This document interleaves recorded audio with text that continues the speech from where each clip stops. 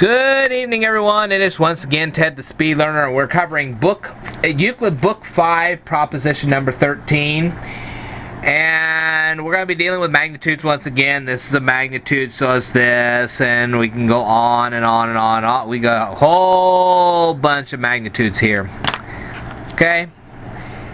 And Euclid goes on to say, and I'm going to move this up just a little bit closer, we have magnitudes A and B here, and magnitudes C and D. Okay. Now I know this is kind of hard to believe, but these are actually equal ratios. This line is 5 inches, this line is 2, this line is 2.5, and this line is 1. If you do the arithmetic, you will find out that this is a 5:2 ratio, and so is this. So yes, these ratios are equal. Even though the lines themselves are not equal, the ratios are. Okay? And therefore we go to the first part of the proof. It says, if a first magnitude has to a second the same ratio as a third to a fourth. Well, this first magnitude to the second has the same ratio as this third one to the fourth. Okay? And it says, and the third has to the fourth a greater ratio than the fifth has to a sixth. Okay. If this third to a fourth, if this ratio here is bigger than this ratio right here, okay, now I know this doesn't look bigger, but it actually is, because this line is 4 inches long and this line is 3 inches long. And if you're doing a 2.5 by 1 ratio, you'll find that it becomes 5 halves. You do a 4:3 ratio, you'll find out that 5 halves is definitely greater than 4 thirds. Okay. Then the first ratio also has to the second then the first magnitude also has to the second a greater ratio than the fifth has to a sixth. So basically what they're saying is the ratio of this here is greater than the ratio of this here. Alright.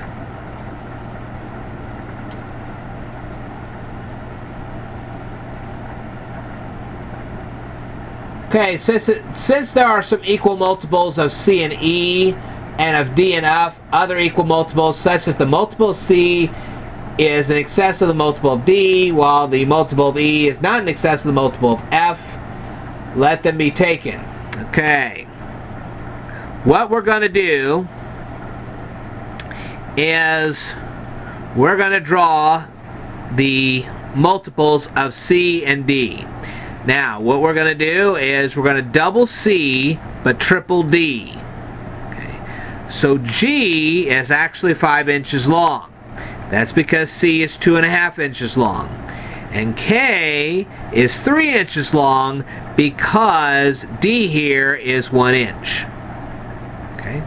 So D here is 1 inch, K is going to be 3. Alright. And it says, let G and H be equal multiples of C and E, and K and L other arbitrary equal multiples of D and F, so that G is in excess of K. Well, as you can see here, G is bigger than K. Alright? But H is not in excess of L. Well, here is H here, and as you'll see here, H ended up being 8 inches long. Okay? And L ended up being 9 inches long. And as you know, 9-inch long lines are bigger than 8-inch long lines. Okay.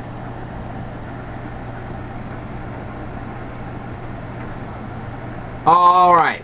It says whatever multiple G is of C, well, G is twice C, let M also be a multiple of A. Well, we have M down here, and it's going to be 10 inches long. Why is M 10 inches long? Because it is twice the size of A, and A happens to be 5 inches long.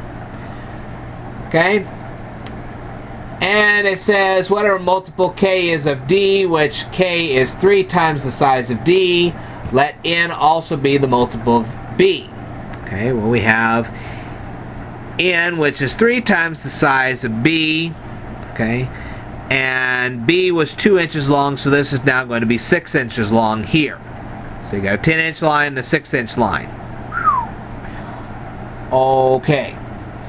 And we can say all of this because of Euclid Book 5 definition number 7.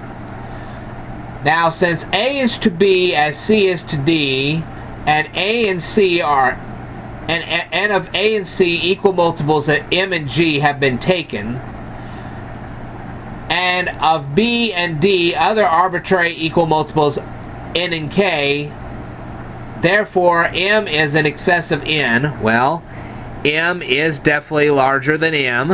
It's actually longer than N. Okay. G is also longer than K. G is longer than K. Alright. Now we've established that G is in excess of K, therefore M is also in excess of N. Since G is longer than K, then M is also longer than N.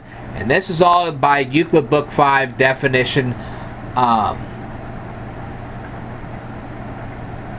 Well, the previous part where I was saying A is to B as C is to D and so on and so forth, that part was by Euclid Book 5 definition number 5. So now we've said that G is in excess of K, therefore M is also in excess of N, but H is not in excess of L, and M and H are equal multiples of A and E, and N and L other arbitrary equal multiples of B and F. Therefore, A has to be a greater ratio than E has to F. And this is by Euclid Book 5 definition number 7. Now, I moved a little fast on this. We're going to say that H here, H is smaller. It's actually not as long as L. Okay. And M and H, okay, M and H here, M is an equal multiple of A, H is an equal multiple of E, okay, H is twice the size of E, and M is twice the size of A, okay. And then we can say that N and L, okay, we got N down here. N is 3 times the size of B, and L is 3 times the size of F. Therefore, A has to be a greater ratio than E has to F, and this is by Euclid Book 5 definition number 7. Therefore, if a first magnitude has to a second the same ratio as a third to a fourth, and the third has to a fourth a greater ratio than the fifth has to a sixth, then the first also has to the second a greater ratio than the fifth to the sixth. And you've just seen it for yourself. I will tell you more in a future video. Stay tuned.